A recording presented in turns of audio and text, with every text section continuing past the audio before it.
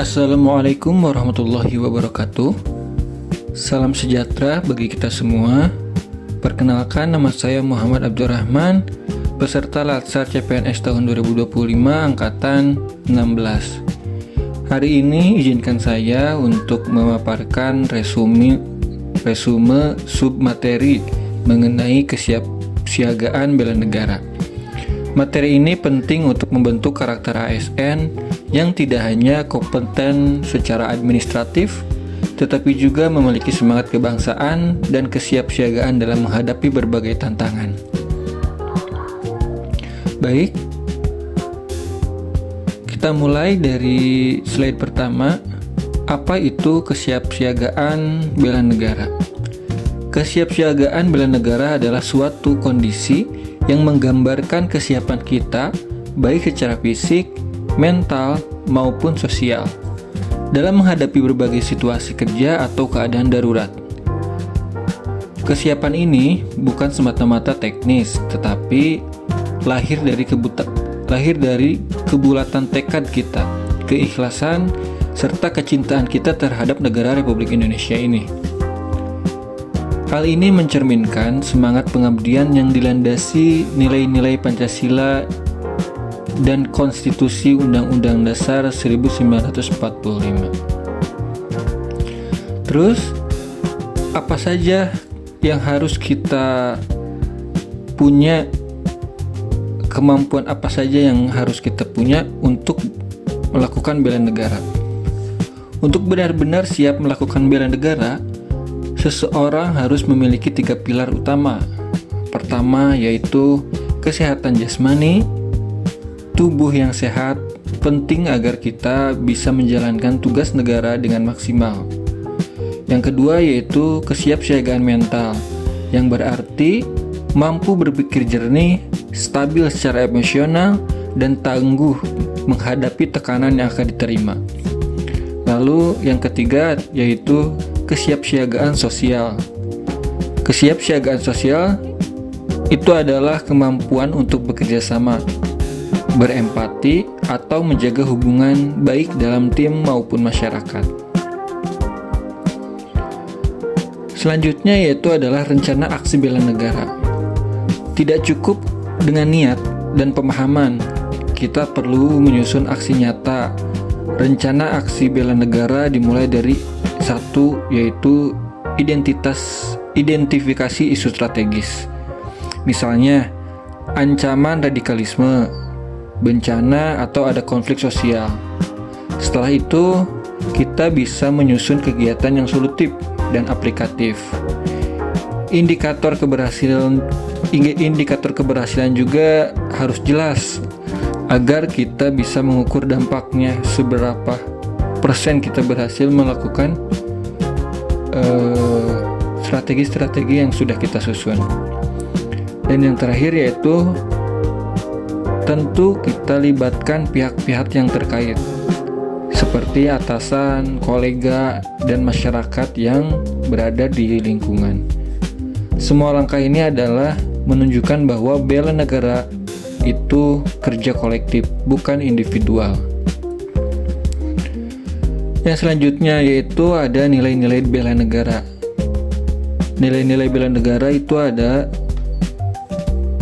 5. Pertama yaitu cinta tanah air, ada kesadaran berbangsa dan bernegara, ada keyakinan pada Pancasila, rela berkorban, kemampuan awal bela negara. Itu adalah 5 nilai-nilai dasar negara. Dalam praktiknya kita memang harus memegang nilai 5 nilai dasar tersebut. Yang selanjutnya yaitu adalah etika, etiket, dan karakter ASN dalam kesiapsiagaan bela negara. Etika dan etiket adalah wajah kita sebagai ASN.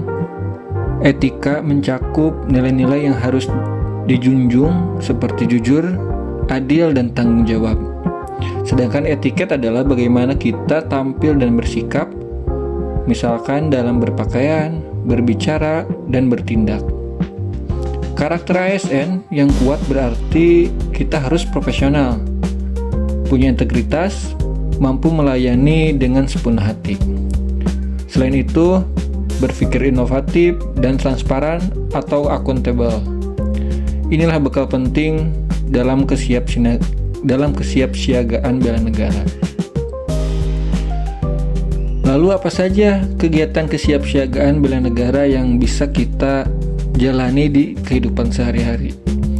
Berbagai kegiatan mendukung kesiapan kita secara menyeluruh, seperti baris berbaris dan tata upacara, melatih disiplin dan kekompakan.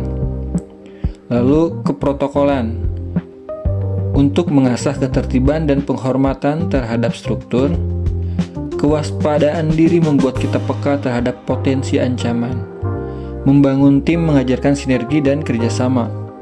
Dan seperti cakra malam atau api unggun bela negara, itu memperkuat ikatan emosional dan semangat kebangsaan dalam suasana yang lebih mendalam. Lalu, dari kegiatan kesiapsiagaan bela negara tersebut, kita bisa mengamalkan ilmu-ilmu tentang bela negara yang sudah kita pelajari dari sinkronus dan asinkronus kegiatan Latsar ini. Yang terakhir yaitu ada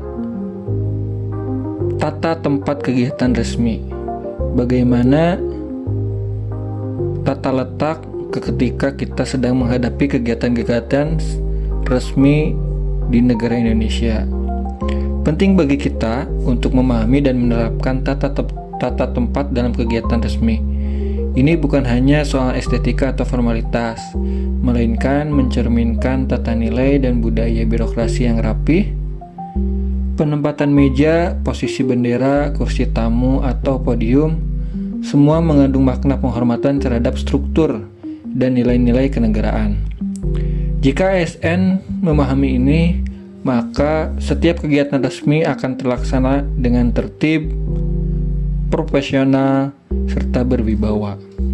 Contoh, ada 3 tata tempat kegiatan resmi yang sering dilakukan atau yang sering diaplikasikan di rapat-rapat kegiatan resmi di negara Indonesia.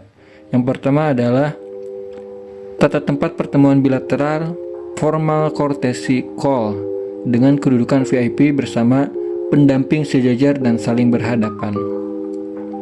Ini adalah gambar atau tata letak kegiatan resmi pertemuan bilateral formal courtesy call. Yang kedua itu ada tata tempat pertemuan bilateral formal courtesy call dengan kedudukan VIP setingkat maksud saya.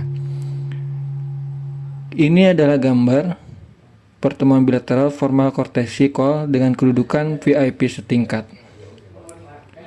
Yang terakhir yaitu ada tata tempat pertemuan bilateral formal courtesy call dengan kedudukan VIP tidak setingkat.